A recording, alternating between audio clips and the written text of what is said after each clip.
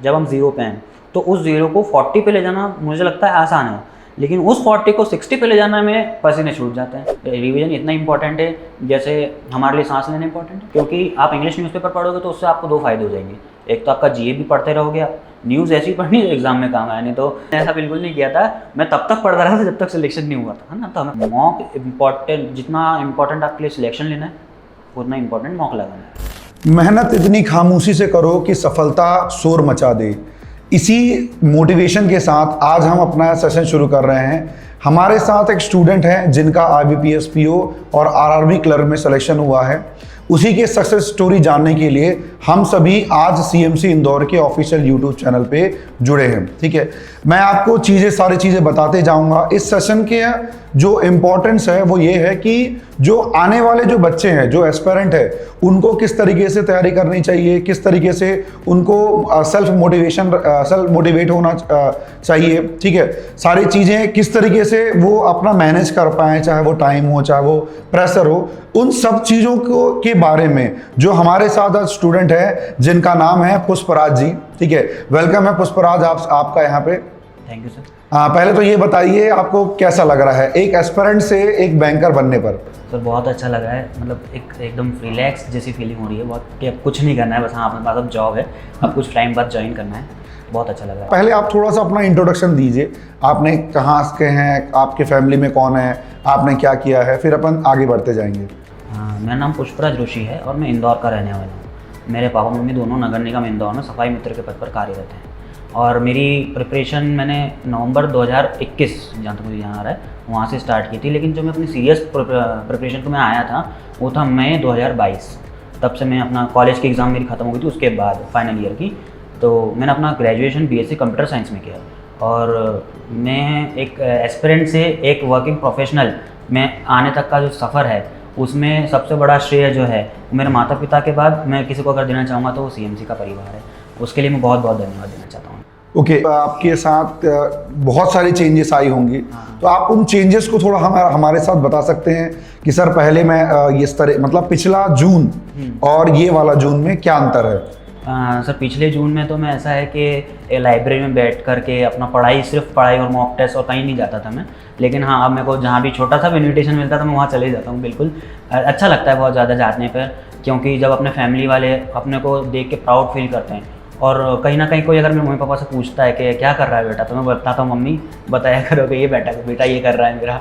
मतलब अब mummy papa को भी बहुत प्राउड होता होगा कि मेरा बेटा बैंकर बन गया है, और IBPS PO जो बहुत अच्छा पोस्ट है, बहुत अच्छी, जैसे कि सैलरी भी बहुत अच्छी है और बहुत रेपुटेटेड पोस्ट है। ठीक है, आप थोड़ा ये बताइए बच्चों को कि आपने प्रिपरेशन कब से स्टार्ट किया और आपने कौन कौन सा एग्ज़ाम दिया, किसके प्री निकले, किसके मेंस निकले, सारी चीज़ें थोड़ा डिटेल में बताइए बच्चों के लिए।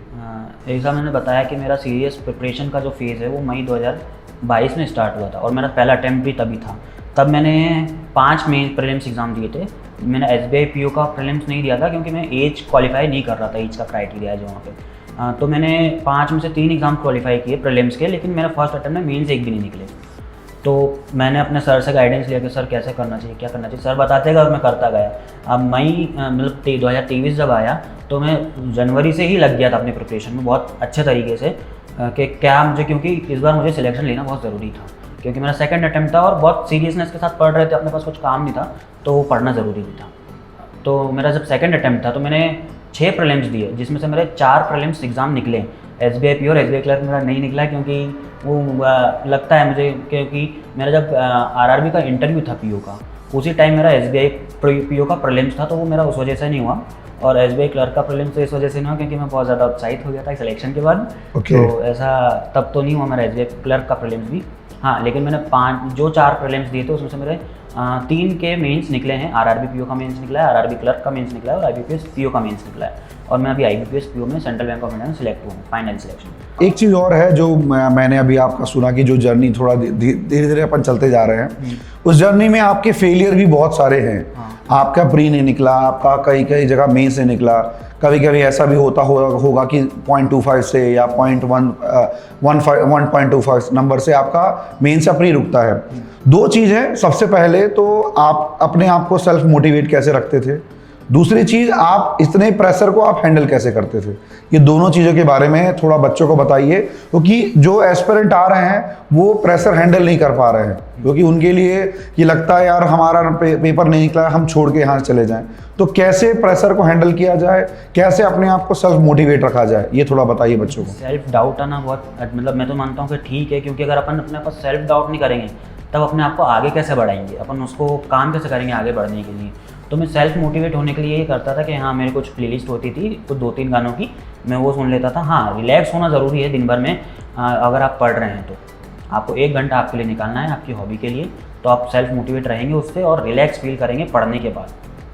और प्रेशर, रही बात प्रेशर हैंडल करने की, तो मैं ऐसा करता था कि जिस दिन एग्ज़ाम है, मान ली कल एग्ज़ाम है, तो मैं आज कुछ भी नहीं करता था, ना आज मॉक टेस्ट लगाता था, ना आज कुछ पढ़ता था, घर पे जाके बस सोता था और कुछ नहीं करता था। हाँ, और जब एग्ज़ाम सेंटर पर जाता था तो एग्ज़ाम सेंटर में किसी से बात नहीं करता था, मेरे पड़ोसी से भी ना हो, ना जब क्यू में हम लगे रहते हैं लाइन में, जब वहाँ पे अंदर जाने के लिए, तब भी मैं किसी से बात नहीं करता था। क्योंकि मुझे लगता है कि वहाँ पे अगर कोई बंदा आ रहा है तो कुछ लोग तो ऐसे ही होते हैं कि जो प्रीलिम्स दे चुके हैं, मेंस दे चुके हैं, कोई इंटरव्यू में अपना पॉइंट कुछ मार्क्स से रह जाते हैं, तो उनसे बात करके ऐसा लगता है कि नहीं यार, हमारी प्रिपरेशन तो बहुत ही कम है और प्रेशर आना शुरू हो जाता है, प्रेशर हमारे पे आना शुरू हो जाता है। तो मुझे बस, मैं पहले ही पहुंच जाता था, टाइम के पहले मैं एग्ज़ाम सेंटर पर पहुंच जाता था, और 40-45 मिनट मेरे पास रहते थे कैबिन के अंदर बैठने के बाद।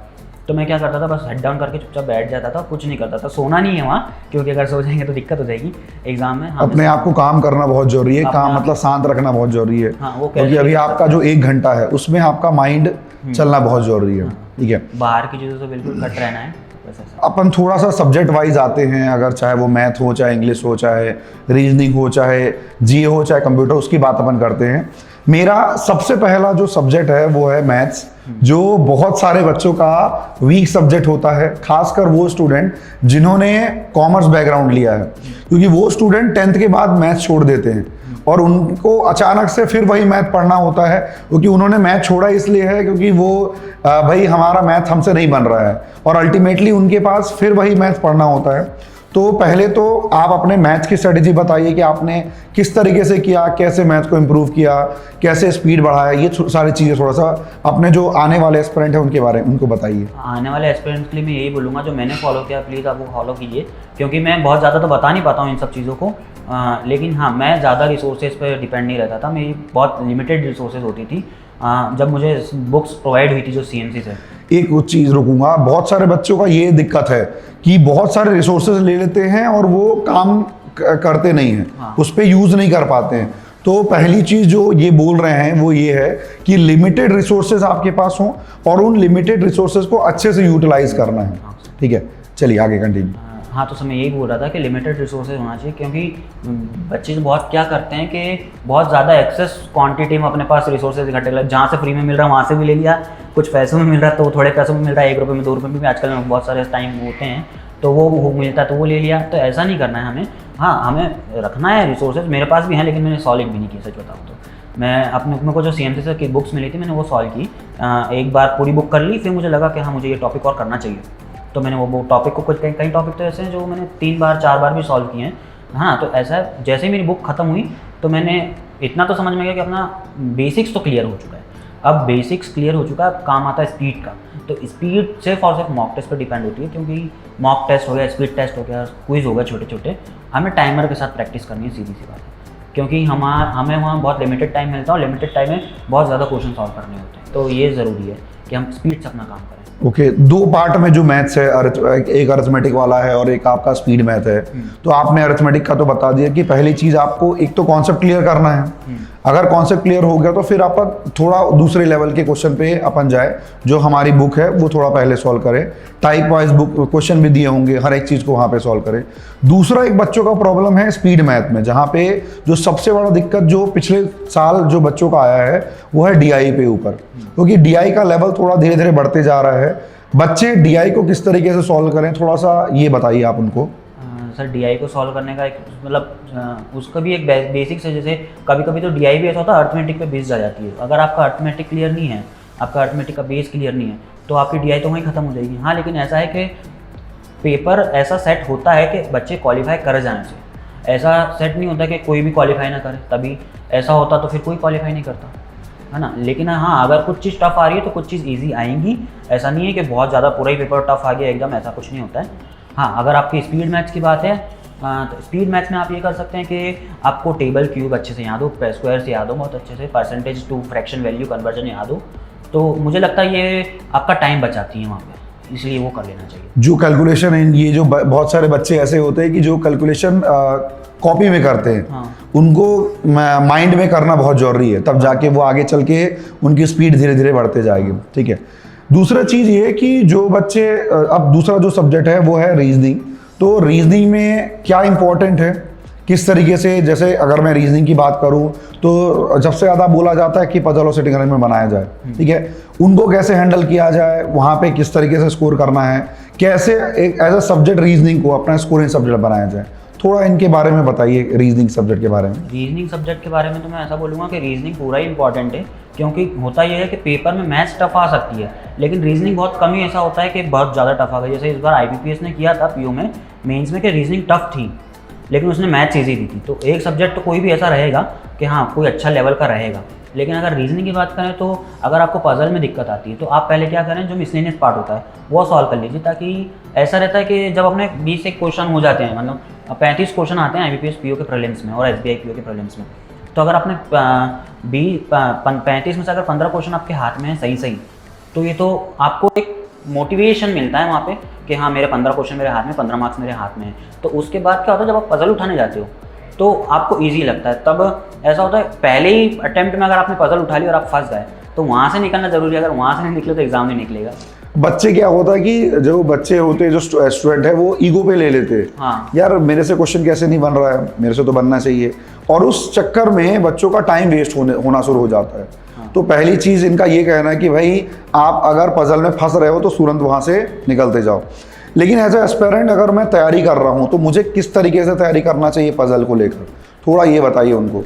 पजल को लेकर के ये तैयारी हमारी रहना चाहिए कि हमें जो भी हमारे पास एक मतलब मैं तो ऐसा बोलूँगा कि ऑफलाइन जो है वो बहुत ज़्यादा, तो जो बुक हम सॉल्व करते हैं बैठ के पेन पेपर लेके, वो तो नहीं करना चाहिए। लेकिन हाँ, अगर आपके पास फ़ोन, तो सभी के पास है स्मार्टफोन, है ना, तो हम क्विज़ लगा सकते हैं। पहले हमारा बेसिक्स क्लियर होना चाहिए उसके लिए, यानी हमें यही नहीं पता है कि थर्ड टू लेफ्ट में एक बीच में आएगा और फिर पीछे जाएगा, तो ये अगर नहीं पता तो पहले ये क्लियर होना ज़रूरी है। एक और चीज़, कई बच्चे ये पूछते हैं कि सर हमें डेली कितने पजल लगाना चाहिए, और आपने कितने पजल लगाए, थोड़ा ये बताइए बच्चों को। डेली पजल तो ऐसा तो कुछ टारगेट मैंने लिया नहीं था कि मेरे को डेली इतनी पजल सॉल्व करने हैं। हाँ, लेकिन ऐसा है कि छोड़ना नहीं है, मतलब कुछ भी टॉपिक अगर आपको पुराना याद है तो इसका ये मतलब नहीं है कि आप उसको छोड़ दें, हम नहीं करेंगे हमें आता है, ऐसा कुछ नहीं होता है। कभी कभी तो ऐसा होता था मैं इतनी पजल सॉल्व करता था, रात में पूरे पजल को क्वेश्चन अपने मन में ही सॉल्व हो जाता था, ऐसा होता कि था दिमाग में वही चल रहा है, दिमाग में वही चलता है सोते टाइम भी। तो ये ऐसा रहना चाहिए। हाँ, हमें पता है हमें टॉपिक आता है, लेकिन उसकी टॉपिक की प्रैक्टिस करते रहना बहुत ज़्यादा जरूरी है, नहीं तो छूट जाएगा, दिक्कत हो जाएगी। ओके, तो ओवरऑल स्पीड वहाँ पे मेंटेन होते जाएगा। तो दूसरा चीज़ जो मिसलेनियस वाला पार्ट है, तो मिसलेनियस में आपको लगता है कि ये पार्ट इंपॉर्टेंट है या हर एक मिसलेनियस सब टॉपिक को पढ़ना चाहिए? मिसलेनियस में तो लगता है रीजनिंग में हमें ऐसा कोई टॉपिक नहीं जो छोड़ना चाहिए। हाँ, वो मानते हैं कि लॉजिकल जो रीजनिंग का पार्ट आता है वो हम मानते हैं कि हाँ उसमें मार्क्स इतने हमारे नहीं बन पाते हैं, तो क्या कर सकते हैं हम उसको अवॉइड करके, क्योंकि प्रीलिम्स में तो वो आता नहीं है, आता तो मेंस में ही है। हाँ, तो हम मेंस में तो ऐसा होता है कि हमें सारे क्वेश्चन सॉल्व करने भी नहीं होते हैं, कुछ अगर आपने सेलेक्ट कर ली कि हाँ हमें इतने क्वेश्चन सॉल्व करने तो हो जाएगा काम आपका। हाँ, प्रीलिम्स में ऐसा है कि प्रीलिम्स में तो ऐसा छोड़ने जैसा कुछ नहीं होता है। हाँ, लेकिन हम आपकी अपनी सुटेबिलिटी के लिए ऐसा कर लेते हैं कि हम पहले मिसलेनियस उठा लेते हैं और फिर पजल्स पे जाते हैं वहाँ पे, क्योंकि एक स्कोरिंग सब्जेक्ट भी बोला जाता है रीजनिंग को, तो वहाँ से आपका स्कोर भी अच्छा हो, चाहे वो प्रीलिम्स की बात करें, चाहे वो किसकी बात करें, अपन मेंस की बात करें। ठीक है, तो अब तीसरा जो सब्जेक्ट है वो है इंग्लिश, जो बहुत सारे बच्चों का बहुत वीक सब्जेक्ट होता है, खासकर वो स्टूडेंट जो हिंदी मीडियम वाले हैं। तो इंग्लिश किस तरीके से पढ़ना चाहिए, इंग्लिश में स्कोर कितना अच्छा कर सकते हैं आप, थोड़ा बच्चों को ये बताइए, खासकर उन स्टूडेंट के लिए जो हिंदी मीडियम वाले हों। हिंदी मीडियम स्टूडेंट्स के लिए तो पहले तो यही बोलूँगा कि हाँ टफ मतलब होती है इंग्लिश टफ, बैंकिंग एग्जाम की इंग्लिश समझ में किसी को भी नहीं आती है क्या पूछ रहा है, क्योंकि पेपर अपन को मिलता नहीं वहाँ से, ऑफिशियल वेबसाइट से कुछ भी पेपर मिलता नहीं, तो सब मेमोरी बेस्ड ही होते हैं, और मेमोरी बेस्ड कितने सही कितने गलत अपन को नहीं पता होता है ना। तो इंग्लिश के लिए मैं ये बोलूँगा कि अगर आप हिंदी मीडियम से हैं तो पहले आप इतना क्लियर कर लीजिए बेसिक्स इंग्लिश का कि ग्रामर की कोई मिस्टेक है तो, क्योंकि 5 एरर के क्वेश्चन आते हैं उसमें मैक्सिमम 5 में से 3 में तो ग्रामर की एरर होती है ना, तो वो कर लें। और जैसा आपका ये ग्रामर वाला सेक्शन कंप्लीट हो जाए उसके बाद मैं ऐसा बोलूँगा कि ज़्यादा और किसी चीज़ पर डिपेंड मत हो, सिर्फ न्यूज़पेपर पढ़ो, बहुत है इतना। क्योंकि आप इंग्लिश न्यूज़पेपर पढ़ोगे तो उससे आपको 2 फ़ायदे हो जाएंगे। एक तो आपका जीए भी पढ़ते रहोगे आप, न्यूज़ ऐसी पढ़नी है एग्ज़ाम में काम आए, नहीं तो कुछ भी न्यूज़ नहीं पढ़नी उठा के कि हाँ कुछ भी, मतलब ऐसे ही होता है ना, हमारे सर बताते थे क्लास में कि ऐसी न्यूज़ नहीं पढ़नी है, तो बस कुछ भी ऐसी फालतू की न्यूज़ नहीं पढ़नी है। हाँ, जो हमारे बैंकिंग एग्ज़ाम में काम आए, हमें डेली लाइफ में ऐसा लगे कि हाँ ये यूज़ आ सकती है, हमारे नॉलेज वाइज हमें पढ़ना चाहिए, आर्टिकल्स होते हैं वो पढ़ना चाहिए। स्टार्ट एकदम नीचे वाले लेवल से करना चाहिए। नीचे वाले लेवल से मतलब मेरा ये है कहने का कि बेसिक्स का, मतलब जो एकदम जैसे इंदौर में एक लोकल पेपर आता है फ्री प्रेस करके, वो इंदौर लोकल न्यूज़ आती है उसमें, तो पहले हमें वहाँ से स्टार्ट करना चाहिए। मैंने भी वहीं से स्टार्ट किया था, मैं भले इंग्लिश मीडियम से हूँ लेकिन इंग्लिश मेरी भी अच्छी नहीं है ना, तो ये सबकी दिक्कत होती है ना। तो ऐसा है कि जो एकदम जाकर डायरेक्ट द हिंदू या ईटी वगैरह ऐसा कुछ नहीं उठाना, क्योंकि हमें हमारा क्लियर ही नहीं, बेसिक से क्लियर नहीं, तो हम कैसे काम करेंगे, है ना। तो मैं भी यही करता था, पहले फ्री प्रेस पढ़ा, फ्री प्रेस के बाद द हिंदू, फिर जैसे जैसे अब 80 पढ़ता हूँ मैं 1 घंटा मेरे को लग ही जाता है 80 में, और पता चल गया ना कि हमें क्या न्यूज़ हमारे लिए इंपॉर्टेंट है, तो अब इतना टाइम नहीं लगता पेपर पढ़ने में। शुरू में ज़रूर टाइम लगता है। मतलब ये है कि इंग्लिश के लिए सबसे पहली चीज़ ये है कि आपकी रीडिंग अच्छी होनी चाहिए। हाँ। रीडिंग अगर धीरे धीरे अच्छी होती जाएगी, आपकी अंग्रेजी अच्छी होती जाएगी, ठीक है। दूसरा चीज़, एक सब्जेक्ट जो अगला है वो है आपका जीए। प्री का सब्जेक्ट नहीं है, बट बच्चे ये है कि इसको बहुत लाइटली लेते हैं। हाँ। और जहाँ तक हमें जानकारी है वो ये है कि अगर मेंस क्लियर करना है तो आपका जनरल अवेयरनेस बहुत अच्छा होना चाहिए। हाँ। जनरल अवेयरनेस किस तरीके से पढ़ना चाहिए पहले ये, और क्या मतलब क्या क्या चीज़ें इंपॉर्टेंट होती है, क्या केवल बैंकिंग अवेयरनेस इंपॉर्टेंट है या केवल करंट अफेयर इंपॉर्टेंट है या दोनों बहुत इंपॉर्टेंट है, थोड़ा बताइए इन बच्चों को कि कैसे पढ़ेंगे। देखिए, बैंकिंग अवेयरनेस तो इसलिए इंपॉर्टेंट है क्योंकि अगर आप जा रहे हैं बैंक एग्जाम देने, मतलब आप बैंक में काम करेंगे, तो आपको बैंक का नॉलेज होना चाहिए, है ना। रही बात एग्ज़ाम की, तो बहुत नंबर ऑफ़ क्वेश्चन होते हैं, बहुत कम क्वेश्चन होते हैं जो बैंकिंग अवेयरनेस से आते हैं, 3 या 4 हो गए, बहुत हो गए थे, तो है ना। बाकी हमें काम अगर एग्ज़ाम निकालनी तो करंट अफेयर्स तो पढ़ना ही पड़ेगा। करंट अफेयर्स शुरू से पढ़ना पड़ेगा, ऐसा नहीं है कि एग्ज़ाम के पहले कुछ नहीं, 1 महीने में कुछ नहीं होता है ना। हमें मतलब बच्चों का ये लगता है कि पहले प्री निकल जाए फिर अपन पढ़ेंगे यार, ऐसा नहीं है। तो अच्छा, एक चीज़ और है कि कब कितने महीने का जो करंट अफेयर है देखा जाए तो इसे मैक्सिमम 6 महीने बहुत होते हैं पढ़ने के लिए, बैंकिंग एग्ज़ाम के लिए। लेकिन ऐसा पिछले साल के एग्ज़ाम में मैंने नोटिस किया है कि आखिरी के जो 3 महीने हैं ना, उससे बहुत क्वेश्चन उठे हैं। उससे मतलब आखिरी के जो 3 महीने ना एग्ज़ाम से पहले वाले, उसमें कम से कम 17-18 क्वेश्चन ऐसे 17-18 क्वेश्चन ऐसे 35 में से 40 में से 35-40 में से जितने भी होते हैं उसमें से 17-18 क्वेश्चन उठ रहे हैं। अगर आपको नहीं पढ़ने ज़्यादा होता है तो कम से कम आप 3 महीने का तो करके जाइए, उससे ज़्यादा उससे नीचे तो कुछ नहीं होता है ना। क्योंकि कुछ होती है ना, एक दुकानदार की जो बार्गेनिंग करते करते हम जितना कम कर सकते हैं उतना कम कर दिया है, उससे ज़्यादा वो भी नहीं जाता है। तो 3 महीने कम से कम हमें पढ़ना है। लेकिन अगर एज एस्पिरेंट जिनको अच्छे नंबर लाने हैं, हाँ, वो उनके लिए तो 6 महीना तो जरूरी है। कम से कम 6। जब आप तैयारी कर रहे हो तो कंटिन्यू पढ़ते जाओ। हाँ। बच्चे ये करते हैं कि यार पहले थोड़ा वेट कर लेते हैं उसके बाद, वैसा बिल्कुल नहीं करना चाहिए। वैसा नहीं है। और मैंने तो, मेरे सामने लाइव एग्जांपल बहुत सारे हैं। मेरी लाइब्रेरी में जहाँ मैं पढ़ता था, वो जीए को इतना लाइटली लेते थे, उनका 0 मार्क्स आते थे मेंस में, 0, है ना। तो ये हम सोच सकते हैं। लेकिन मैंने तो जनवरी से पढ़ा था। जैसे मैंने जनवरी में मतलब वापस से स्टार्ट किया था ना, मेरा पहले अटैम्प्ट सारे खत्म होने के बाद जब सेकंड अटैम्प्ट आया तो मैंने जनवरी से पढ़ना चालू कर दिया था, और अगस्त में एग्ज़ाम था, तो 7-8 महीने तो मैंने पढ़ा था, है ना। मैंने नवंबर तक पढ़ा था, नवंबर के बाद सारे एग्जाम्स लगभग खत्म हो चुके थे। उसके बाद सारे इंटरव्यू थे। हाँ।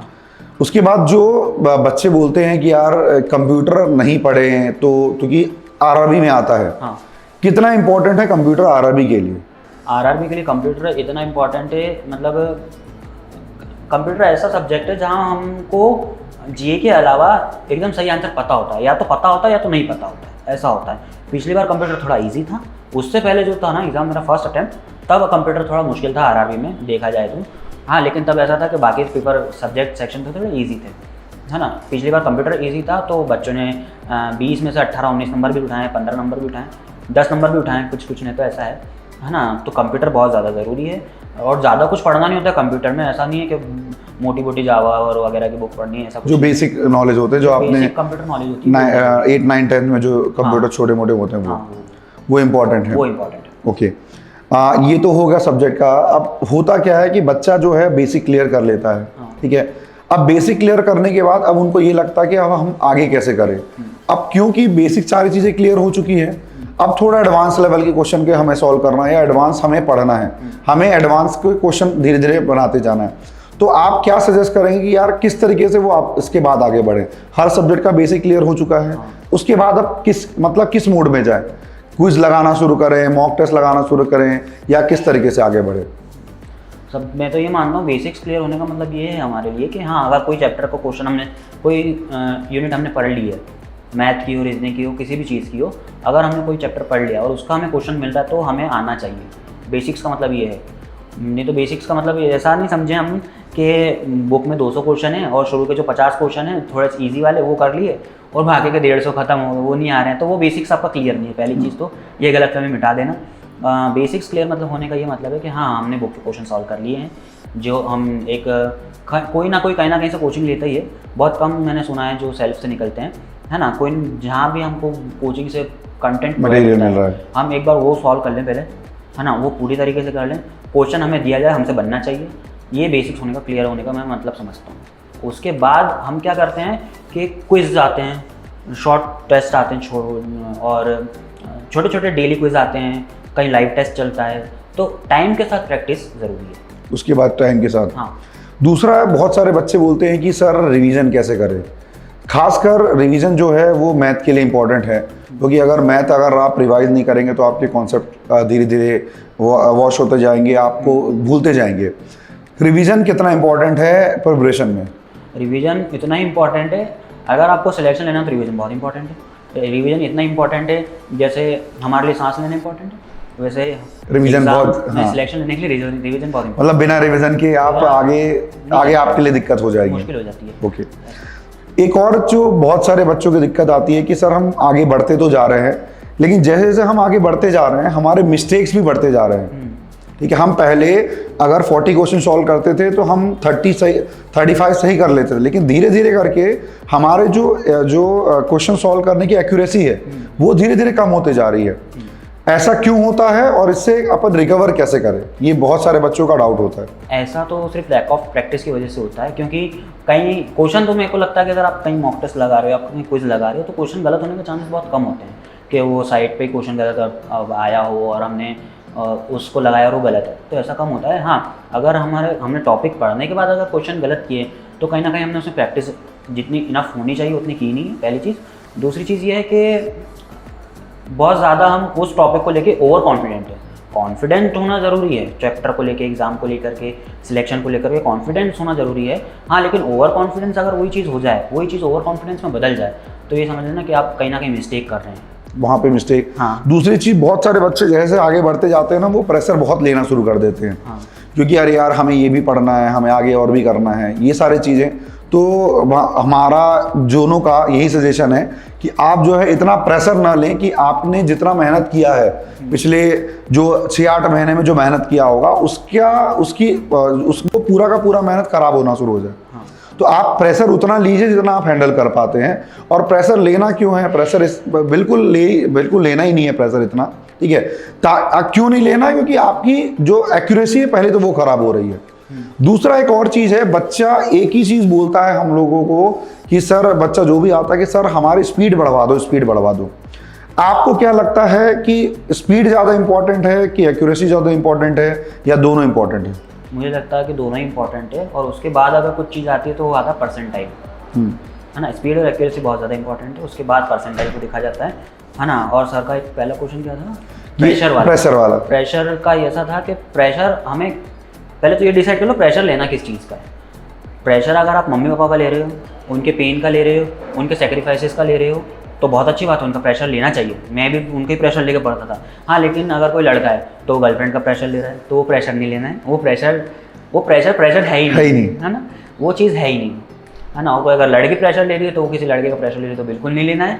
हाँ, प्रेशर मम्मी पापा का लो, अपने एग्ज़ाम्स के लिए लो कि हाँ आने वाले जैसे अभी मई में हम शूट कर रहे हैं वीडियो, तो अभी नेक्स्ट वीक में या जून के 15 तारीख तक के नोटिफिकेशन आना चालू हो जाएंगे। और मेरा तो ये मानना है कि बैंकिंग की जो प्रिपरेशन करता है, बैंकिंग एक्सपीरियंस जो होता है, उसका साल दिसंबर में नहीं, उसका साल मई में ही खत्म हो जाता है। क्योंकि जून से दिसंबर आने में कब टाइम हो जाता है पता नहीं चलता है। तो यही है, प्रेशर हमें एक जेन्युइन चीज़ का लेना है ना। कुछ एक रिक्वायरमेंट जो जिसकी चीज़ की रिक्वायरमेंट ही नहीं है, उस चीज़ का प्रेशर लेने की ज़रूरत नहीं है। जरूरत ही नहीं है। बच्चे जो प्रिपरेशन कर लिए, हमारी तैयारी हो गई अच्छी सी, अब मॉक देना शुरू करना है। अब ये बताइए बच्चों को कि कब मॉक देना शुरू करना चाहिए, उसके बाद मॉक एनालिसिस कैसे करना चाहिए, कितना इंपॉर्टेंट है मॉक एग्जाम के लिए। मॉक इम्पॉर्टेंट, जितना इम्पोर्टेंट आपके लिए सिलेक्शन लेना है उतना इम्पोर्टेंट मॉक लगाना है। मॉक कब लगाना है, मॉक लगाने का सही टाइम क्या है? मॉक लगाने का सही टाइम ये है कि आपका सिलेबस पूरा हो चुका हो, आपके बेसिक्स क्लियर हों, और मॉक आप लैपटॉप से लगाएं, मेरा मानना ऐसा है, क्योंकि हम एग्ज़ाम सेंटर पे जब जाते हैं तो हम मोबाइल से मॉक एग्ज़ाम नहीं फेल करते हैं, फॉर्म नहीं देते हैं, एग्ज़ाम नहीं देते हैं, वहाँ कंप्यूटर बेस्ड टेस्ट होता है। तो वहाँ हमें कंप्यूटर से ही प्रॉपर माउस से एग्ज़ाम देनी है, और वहाँ पे तो एग्ज़ाम सेंटर पे दिक्कत ऐसा ही होता है कि वहाँ के माउस हमेशा स्लो ही चलते हैं, बहुत अच्छे होते नहीं हैं, है ना। तो हमें कोशिश करनी है कि लैपटॉप से मॉक टेस्ट दें। अगर लैपटॉप नहीं है तो एक मोबाइल में जैक लगता है और वहाँ से आप माउस लगा सकते हैं, तो वहाँ उसको माउस से फिर रख के सामने ऐसा, और फिर अपन एग्ज़ाम मॉक टेस्ट दें, वो ज़्यादा ज़रूरी है। मॉक टेस्ट का एनालिसिस करना इसलिए ज़्यादा ज़रूरी है कि वो अपनी गलती बताता है। अब गलती कैसे? कोई टॉपिक आपको आता है, कोई टॉपिक आपको आने के बाद आपकी मिस्टेक आ रही है उसमें, तो दिक्कत है। आपने नहीं करा, मान लीजिए आपने कोई टॉपिक कंप्लीट नहीं किया, हाँ, लेकिन आपने उसको क्वेश्चन को सॉल्व किया और फिर गलत हुआ, तो समझ में आता है कि हाँ मैंने गलती की, मतलब मेरा टॉपिक क्लियर नहीं था इसलिए गलती की। लेकिन कोई टॉपिक है जिसमें आपने टाइम भी ज़्यादा दे दिया है, आपने पढ़ा भी पहले से अच्छे से उसको है, और फिर वो गलत हो रहा है, तो कहीं ना कहीं रिवीजन में लैक ऑफ प्रैक्टिस की दिक्कत है, यही दिक्कत आ रही है उसमें, तो उसको जाके पहले सॉल्व कर लीजिए। तो मतलब पहले बेसिक क्लियर हो जाए, उसके बाद अपन मॉक देना हमारा शुरू करें। जब अपना 70% के करीब सिलेबस कंप्लीट हो जाए तब आप मॉक लगाना स्टार्ट कर दीजिए। एक और जो बच्चों के साथ दिक्कत आती है कि जब एक टाइम के बाद उनका जो मार्क्स है वो बिल्कुल स्टेबल हो जाता है, ना बढ़ता है ना घटता है। तो इसके लिए आपने क्या किया? आपके साथ भी ये चीज़ हुआ होगा, तो इसके लिए आपने क्या किया? देखिए, मार्क्स स्टेबल होते हैं क्योंकि होता ये है कि जब हमने कुछ नहीं पढ़ा, जब हम 0 पे हैं, तो उस 0 को 40 पे ले जाना मुझे लगता है आसान है, लेकिन उस 40 को 60 पे ले जाने में पसीने छूट जाते हैं, और बच्चे बैक ऑफ वहीं से कर लेते हैं, क्योंकि उस 40 से 60 तक वो जा नहीं पाते हैं, तो वहीं से पीछे हट जाते हैं कि नहीं हो पा रहा है, यहाँ ही नहीं हो पा रहा, तो एग्ज़ाम में क्या होगा, है ना। तो ऐसा नहीं है, वहाँ पढ़ते रहना है। सब चीज़ अगर आप फुल टाइम पढ़ाई कर रहे हैं तो मेरा ये मानना है कि आप सिर्फ पढ़ाई कीजिए, आपके घर में, आपके दिमाग में और कोई सा ख्याल उस वक्त आना नहीं चाहिए। लेकिन जब वो ख्याल कुछ भी आए तब पढ़ाई बंद करके और शांत बैठ जाओ, थोड़ी देर बाद फिर पढ़ लो। ऐसा आपसे मैं ये जानना चाहता हूँ कि कब आपको लगा कि यार मेरा प्रिपरेशन हो गया है और अब मेरे एग्ज़ाम निकलने शुरू हो जाएंगे? आपने जब भी प्रिपरेशन किया होगा, कितने टाइम बाद ये लगा होगा? ऐसा है सर, ऐसा है कि जब मैं प्रिपरेशन कर रहा था तब ऐसे मैं तो अपने, सबको सेल्फ डाउट होता है कि हाँ होगा नहीं होगा, कंपटीशन बहुत ज़्यादा है, लेकिन मुझे मेरे दोस्त बोलते थे कि तेरा कोई ना कोई सिलेक्शन इस बार हो ही जाएगा, पक्का है। तो उनको देख के, उनकी बातें सुनकर मुझे बहुत अच्छा लगता था कि नहीं यार, इनको लग रहा था, मतलब मैं तो कुछ कर ही सकता हूँ, कर ही रहा हूँ, मतलब कुछ ना कुछ तो कर ही रहा हूँ, है ना। तो जब वो आपके दोस्त बोलने लग जाए कि नहीं तेरा हो ही जाएगा, मेरे 2 फ्रेंड है तो वो बोलते हैं मुझे कि नहीं, मैं किसी से नहीं मिलता था, मैं सिर्फ संडे को उनके पास आता था मिलने, वो यहीं रहते हैं पास में, तो उनके पास मिलने आता था, तो 1 घंटे कहीं बात करते थे। तो जब हम पूरे हफ्ते का डिस्कशन करते थे कि यार मैं हफ्ते में ये करा, इतने मार्क्स दिए, इसमें कम मार्क्स आए, इसमें परसेंटेज अच्छे बने, हमारी बस ये बात होती थी। तो बोलते हो, मेरे मॉक टेस्ट वगैरह देखते थे तो बोलते हैं कि तेरा सिलेक्शन इस बार ज़रूर हो जाएगा यार। कई बच्चे ना इसको ये लेते हैं यार अपना तो हो जाएगा, तो वो धीरे धीरे पढ़ना कम कर देते। तो ये मेरा सजेशन ये है कि अगर आपका दोस्त बोल रहा है कि तेरा हो जाएगा, तो भाई आप जो है अपनी पढ़ाई जारी रखना है, आपको पढ़ाई कम नहीं करनी है, ऐसा नहीं करना है। हाँ। मैंने ऐसा बिल्कुल नहीं किया था, मैं तब तक पढ़ता रहा था जब तक सिलेक्शन नहीं हुआ था, है ना। तो हमें पढ़ते रहना है बस, ऐसा। ओके, अब मैं ये जानना चाहता हूँ कि आपके जो सिलेक्शन है उस पर आपके पेरेंट्स का कितना ज़्यादा योगदान है, ठीक है, और आपके दोस्तों का कितना ज़्यादा योगदान है, थोड़ा ये बताइए। तो मतलब बहुत ज़्यादा ही योगदान है, क्योंकि जब मैं प्रिपरेशन में नहीं था ना, तब उससे पहले मैं जॉब भी करता था, तो अब मुझे जॉब भी छोड़नी पड़ी उसकी वजह से। तो मेरा पूरा खर्च जो है वो मेरे पेरेंट्स ने उठाया, है ना। और उनका योगदान तो बहुत, क्या ही बोलूँ मैं, उनका तो बहुत ज़्यादा ही योगदान है। हाँ, मेरे टीचर्स का बहुत ज़्यादा योगदान है, और मेरे फ्रेंड्स, जैसा मैंने बताया, मैं सिर्फ 2 फ्रेंड से मिलता था, है ना, तो उनका बहुत ज़्यादा योगदान है, क्योंकि कहीं ना कहीं आपको अगर कोई सही जज कर सकता है तो आपके दोस्त है, क्योंकि वो आपके साथ बहुत टाइम से हैं। मेरा एक और आखिरी सवाल है कि आप क्या सजेशन देना चाहते हैं जो आने वाले बैंकर्स हैं, जो आने वाले भावी बैंकर बनने वाले हैं, हाँ, आपके जैसे, तो उनको क्या सजेशन देना चाहते हैं आखिरी? जो आने वाले बैंकर हैं, मतलब वो कहीं ना कहीं एग्ज़ाम की प्रिपरेशन कर रहे हैं अभी फ़िलहाल, तो मेरी सबको एक इक्वल सजेशन मेरा रहता है कि जो लड़का है, मतलब हमें अपोजिट जेंडर से दूरी बना के रखनी है फ़िलहाल तो, क्योंकि मेरे करीब 10-12 लाइव एग्जाम्पल मेरे ऐसे सामने हैं, जो मेरे दोस्त हैं, मेरे कलीग हैं, जो मतलब लाइब्रेरी में बैठ के पढ़ते थे वो, और कई लोग ऐसे मैंने देखे हैं कि जो अपोजिट जेंडर के चक्कर में फंसे हैं, और कहीं कहीं की तो सुसाइड तक की बात पहुंच गई थी, तो फिर उनको हमने भी संभाला, ऐसा नहीं है, उससे दूर रहना है। दूसरी चीज़, हम अगर घर से पढ़ाई का बोल के निकल रहे हैं तो हमें सिर्फ पढ़ाई करनी है ना। अगर जैसे सबका होता है कि हाँ पढ़ाई के अलावा हमारी हॉबी है, तो मेरा भी ऐसा था, मेरी भी हॉबी थी, मैं गाने सुनता था, घूमना पसंद था थोड़ा सा गार्डन पार्क वगैरह में, तो मैं यही करता था, मैं दिन भर में पढ़ लिया, हाँ लगा कि हाँ फ्रस्ट्रेशन बढ़ने लगी धीरे धीरे, तो क्या अपने 3-4 गाने की प्लेलिस्ट है वो सुना और गार्डन में घूमे, हुआ तो कहीं मंदिर में दर्शन किया अच्छे से, और फिर अपने घर जाते थे।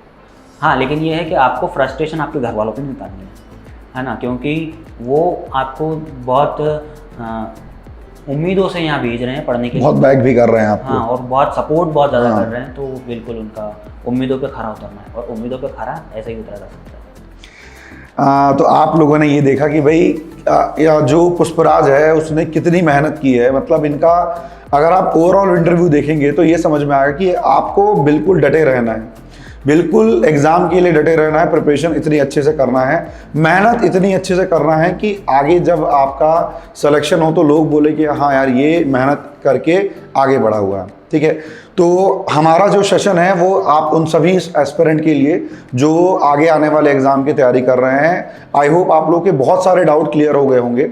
अगर आपको कुछ भी लगता है कि यार हमें और भी पूछना है तो कमेंट बॉक्स में आप बिल्कुल अपने डाउट बता सकते हैं, तो हमारे जो भी आने वाले इंटरव्यू है हम आपके जो डाउट है वो भी हम आगे धीरे धीरे करके लेते जाएंगे। तो आज के लिए फिर इतना, थैंक यू पुष्पराज आप सभी आपको, और आपको बहुत बहुत शुभकामनाएं, बहुत जल्द आपकी ज्वाइनिंग होने वाली है, तो आपका एक नया लाइफ शुरू होने वाला है। तो आपको बहुत बहुत धन्यवाद and thank you so much आने के लिए, and thank you so much आप सभी को, थैंक यू।